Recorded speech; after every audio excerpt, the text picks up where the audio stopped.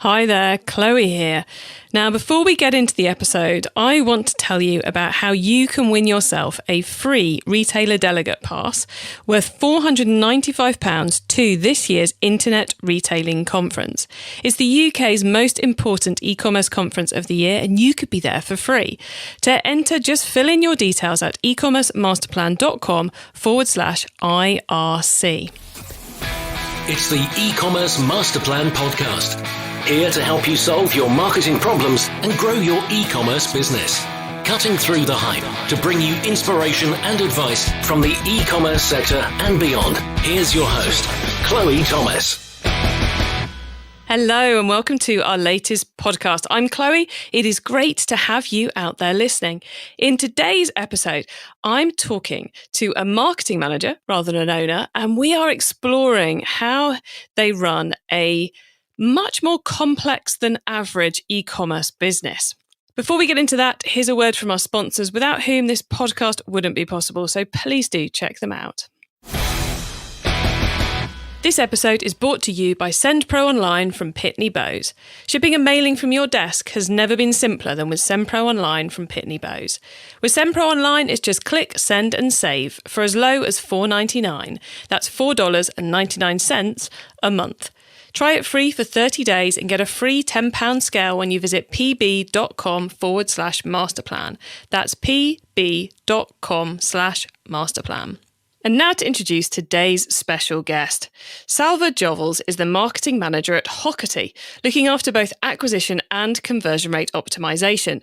Hockerty is a made-to-measure clothing retailer, which is not the easiest thing to go about selling online. After 10 years in business, they've racked up over 250,000 customers around the globe. Hello, Salva. Hi, Chloe. Thanks for inviting us. It's great to have you here. I've just given our listeners a super quick overview of the Hockerty business, but how did you personally get started in e-commerce? The thing is that 5 years ago, I was working for a startup and having some other projects in different fields, everything related to social media specifically, but globally marketing online. And it was offered to me to come to the company, to Hockerty.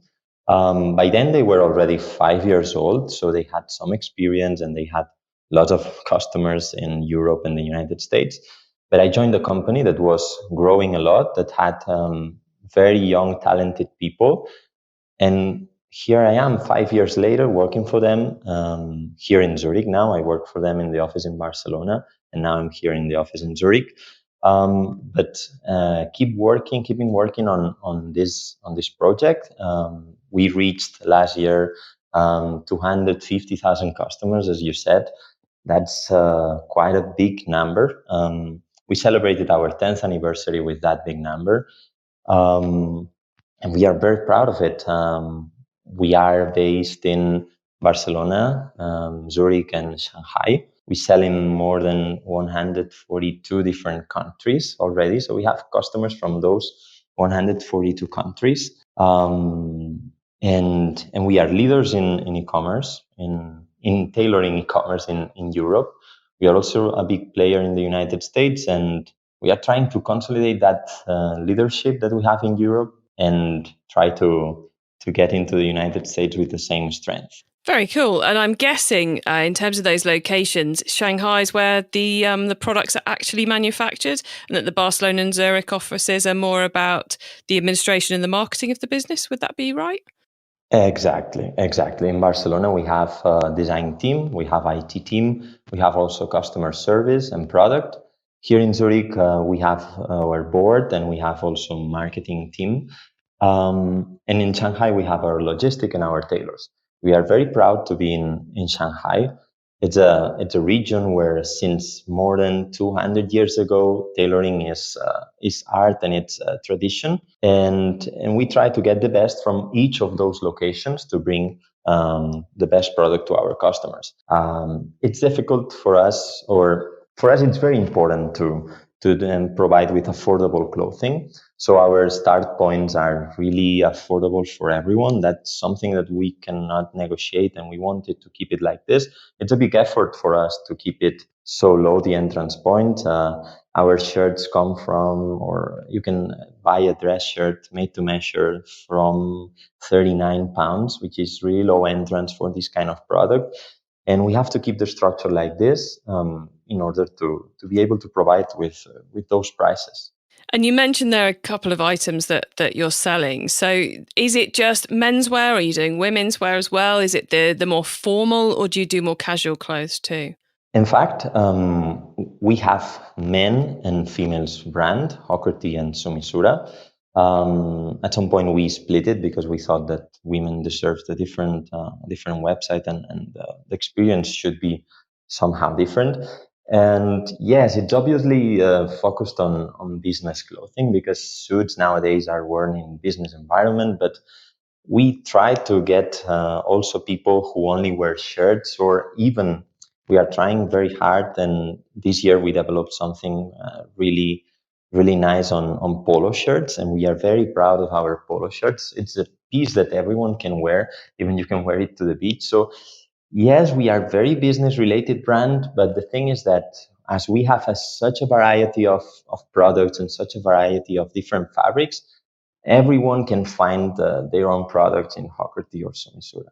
I think that's quite fascinating. So you're now making bespoke polo shirts.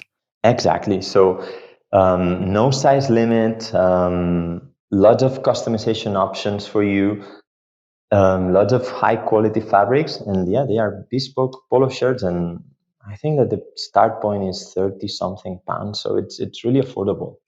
Wow, I don't think anyone listening would have assumed that bespoke tailoring was going into those products. On the men's and the women's on two separate websites, have you, as the marketing manager who's looking after the traffic driving and who's looking after the conversion rates, do you find it easier to have those two websites with the completely separate product sets and the slightly different customers?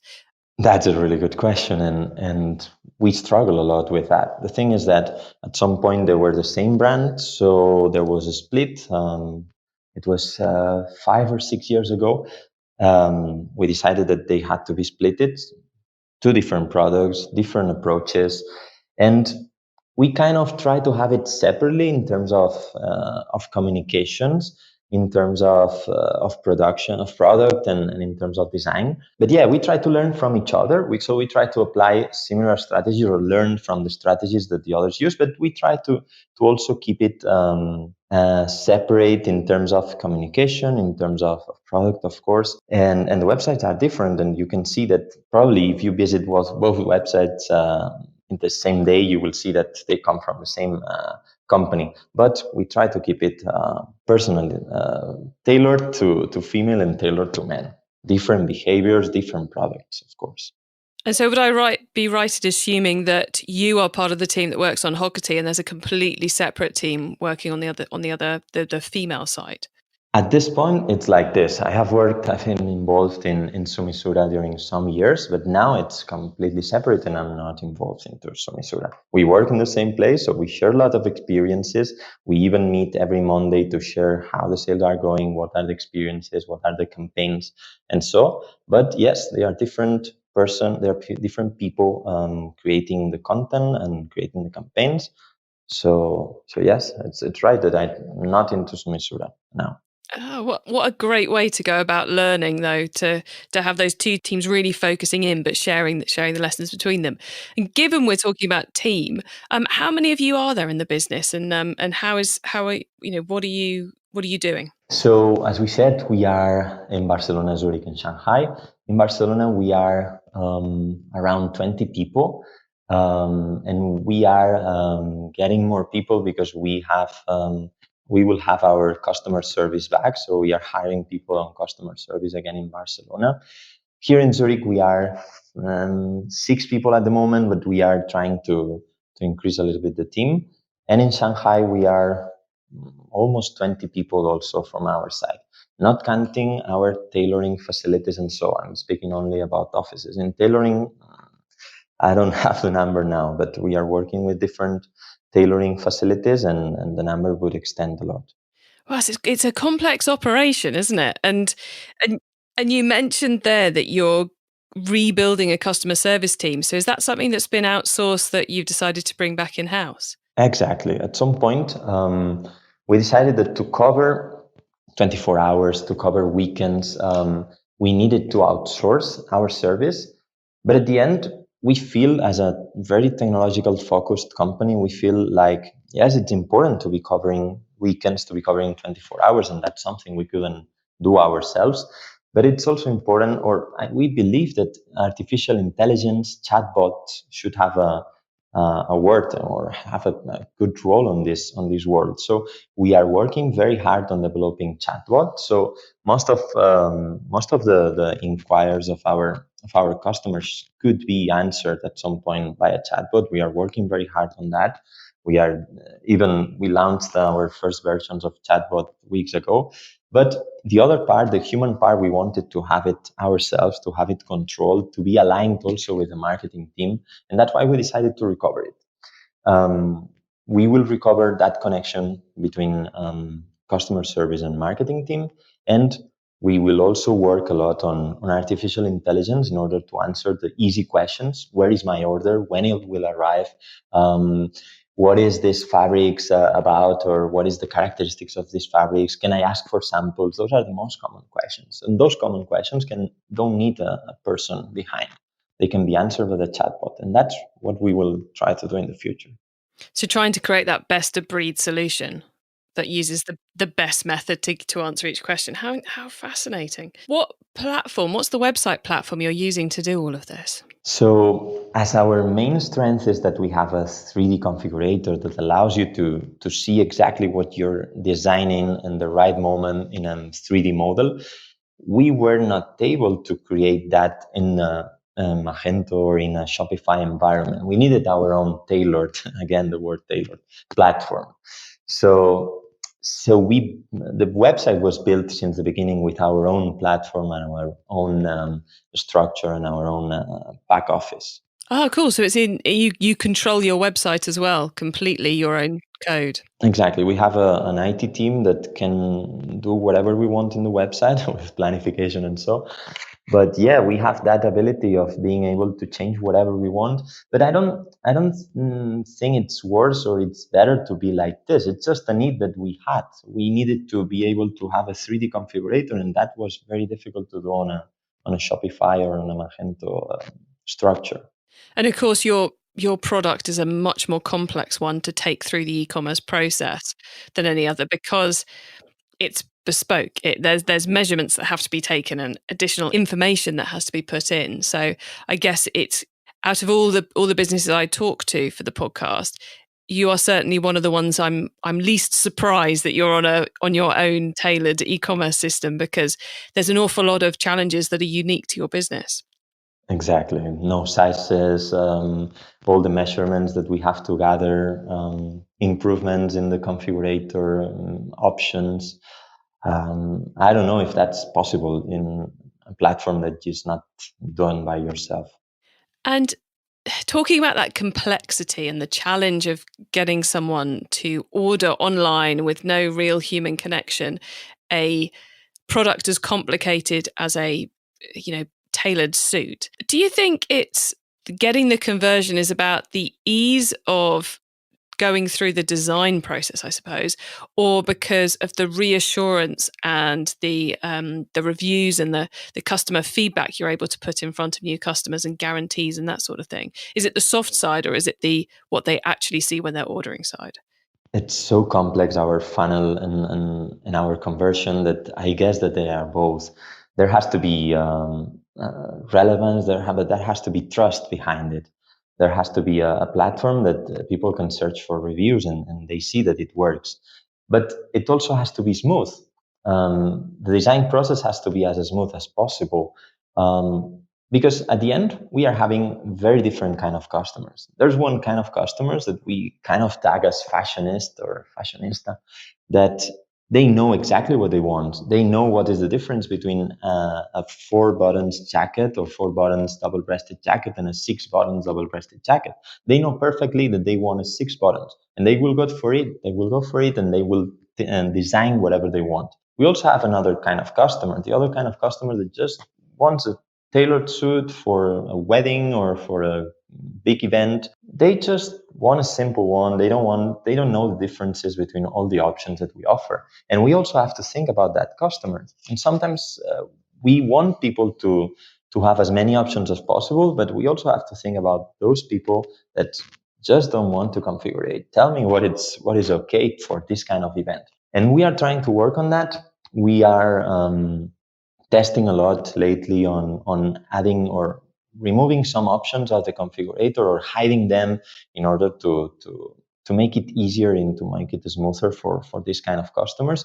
We are also working on another project also with artificial intelligence, so we can out of a selection of products and saying if you like it or not, we can decide or we can recommend you some other products based on the choice of other customers and based on your own choices. For those people who just want to skip the designing process and they just want a suit for whatever the event or whatever the reason, and they don't want to or they don't know how to or what is the difference in choosing one option on the other one. So we have to manage with these two kind of customers and lots of other profiles in the middle, to make our conversion to cart as smooth as possible. And then once they are in cart, making them as safe as possible, the way of measuring themselves. Because at the end, why we insist so much on our 250,000 customers is because we have that amount of measurements profile that makes our system very sophisticated and very accurate when getting into new customers. That database allows us to have our mistakes very reduced. And that's what we want to transmit also, that we are very experienced on bespoke clothing. We have been 10 years, we have that amount of customers, and our systems learn or have been learning with these different customers, these different profiles. So be sure that if you measure yourself wrong, some alarms will set and you will see it and you will be able to correct it. Really? So during the checkout process, if a number looks crazy when they put it in as a measurement, it will actually flag and say, "Are you sure this is you?" That number will be red, and if you don't change it, because it can be, a customer that has that measurement, because whatever the reason, it's like this, but we will check it. Probably you will receive an email from our customer service saying, hey, please confirm this number is okay. We will proceed with the tailoring when you say it's okay. But the red number will be there for you.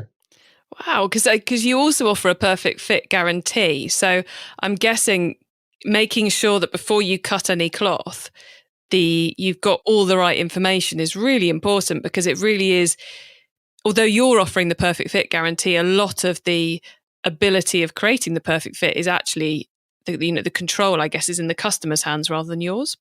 Yes, at the end, it can happen, even if it's on the customer side that they didn't take exactly how the video showed the measurement. It can happen that on a first order, it can happen that it comes out of your measurements. We don't care if it's your fault, if it's on our side, that also could be. We have that perfect fit guarantee that allows us to cover for tailoring if the issue is small. We ask you to go to a local tailor if you want, if you have someone who can fix it for you, and we will cover the expenses.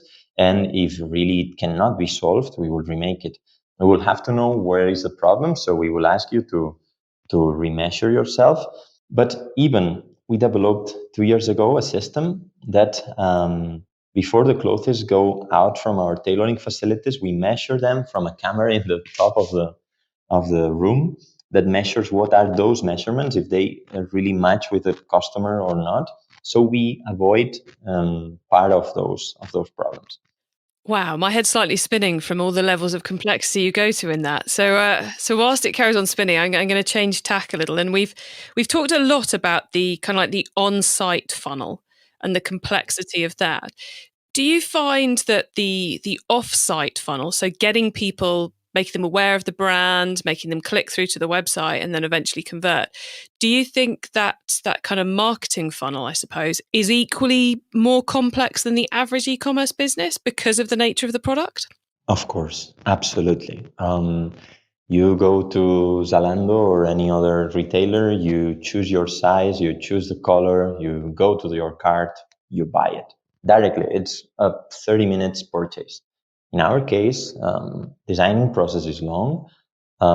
Taking your measurements cannot be done when you're in the office or when you're outside. So even we are now allowing people to say, hey, this is my height, this is my weight, this is my body shapes. And with your database, let me guess or guess my measurements. That's something that we offer. But anyway, if you want to measure yourself, it's a long process.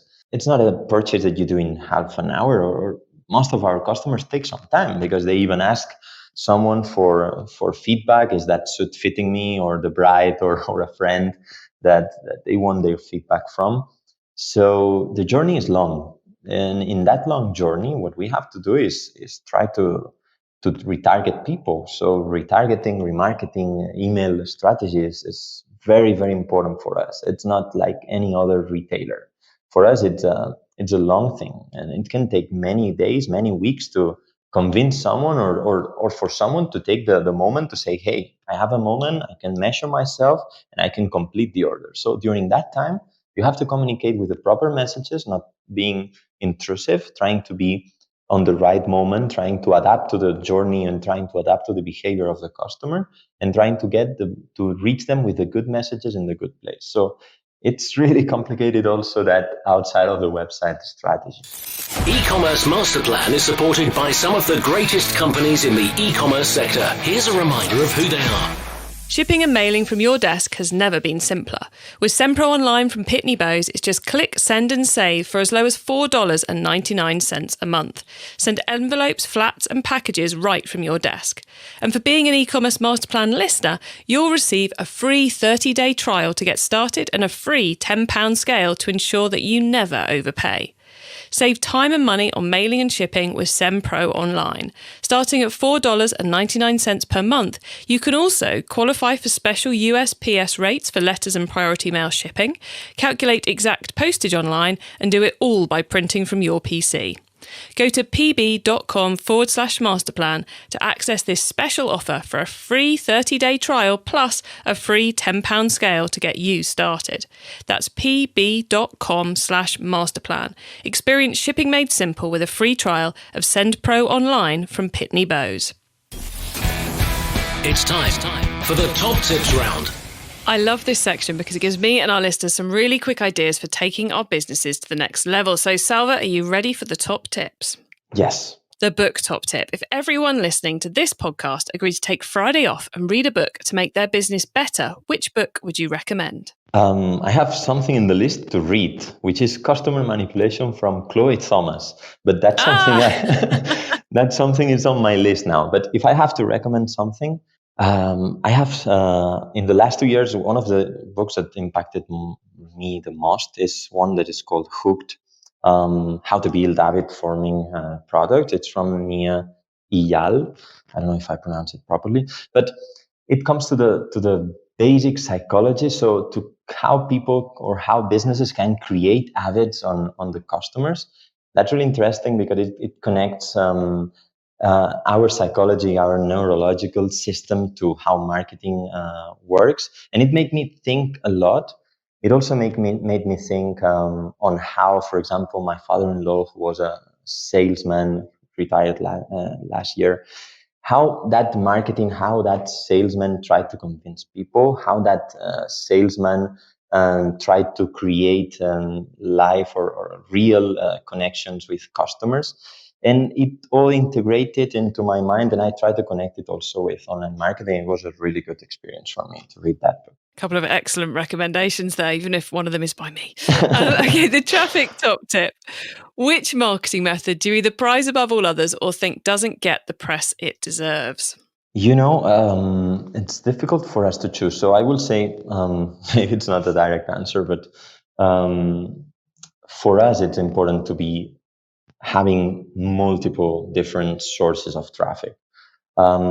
Sometimes we rely too much, and it happened to us. We rely too much in Google Ads traffic, so we put a lot of money on that. We try to reach a lot of people, even out of what we directly do, out of Bespoke or out of tailoring. And you feel like you're not balanced, and you could have other opportunities in other places. So I would say that for me, the right message or the right tip should be diversify. It will be something that will work better for you, but you need to try things. It's not possible that for you Facebook or Instagram doesn't work. Maybe you're not reaching their good audiences, or maybe now it doesn't work because you don't have the right image or the right message. But you keep evolving your message, and I'm sure you will find the right profitability on that. So, and that's what we apply here in Hockerty.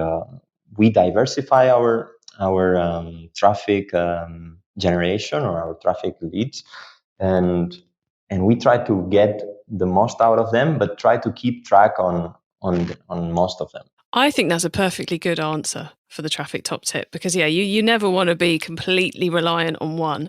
It's a scary, scary place. Okay, the tool top tip, Salva. Maybe a collaboration tool, a social media plugin, a phone app, or just a way of working. Is there a cool little tool you use that makes you and your team more efficient from day to day? It's a typical tool, but since we are in Barcelona, in Zurich, and there are very important teams that have to work together many times, even to create a simple newsletter, you have to talk to people in Barcelona. Slack is a place where we can land our projects and we can communicate, and there's always information there.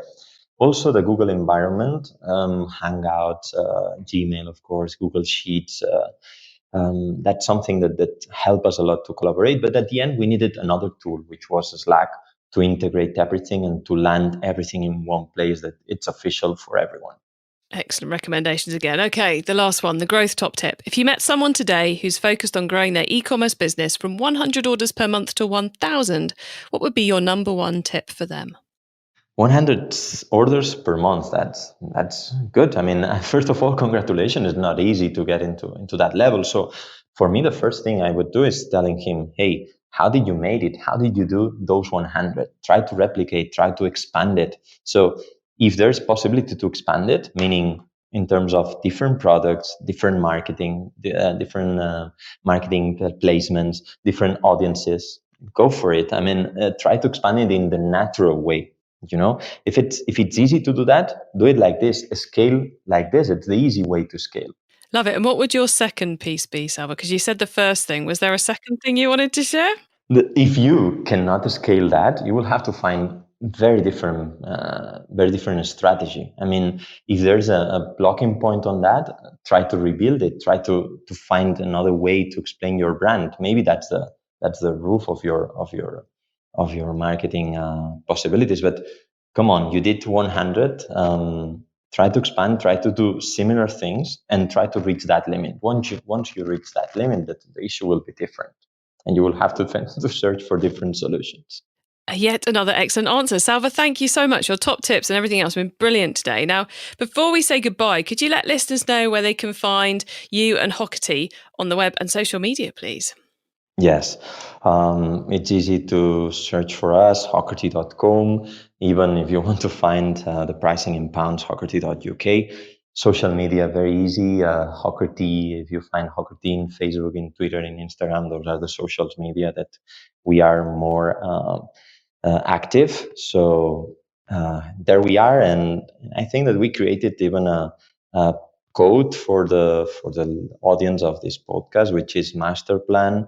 So with master plan code, you will have a 10% in your first purchase. So we would be glad that you can test our products. Oh, wow, that's very generous of you. Thank you very much, Salva. And thank you very much for being on the podcast today. It's been a pleasure chatting with you and finding out about how you're managing that very complex type of e-commerce that is the world of the bespoke clothing. So thank you very much for being on today. Thank you very much. How fascinating to hear about such a complex type of e-commerce compared to what a lot of us do. A much more complex on-site experience because you've got to get those details off the customer. They've got so many options to get through. They've even built a 3D emulator of the product as you put it together. More complicated off-site because, of course, you've got to double check that the product works for the customer, and every single product you make is slightly different. And then, as Salva was saying at the end, very different before they get to the website as well, because of those different messages you need to get there. Now, Salva mentioned one of my books. He called it Customer Manipulation. That's what it was called when it was first published. We then rebranded it to be Customer Persuasion. So if you're looking for that one, it's called Customer Persuasion. And it is available on ebook, audiobook, and paperback, all via the Amazon platforms. If you want all the links from today's show and the notes and the top tips and some details of some related episodes, then head over to ecommercemasterplan.com/podcast. If you are a marketing manager rather than an owner of an e-commerce business, don't let that put you off applying to be a guest on the show, because as you can hear from this interview with Salva, there's a lot marketing managers have to bring to this story as well, not just the owners. And I'm more than happy to interview marketing managers or ops managers or those who are deeply involved in certain aspects of e-commerce businesses. So if that's you, head to ecommercemasterplan.com/podcast, where you'll find a link to the form to apply to be a guest. I hope you have an awesome week. Keep optimizing. Thank you for listening to the E-commerce Master Plan podcast. Find out more at ecommercemasterplan.com/podcast.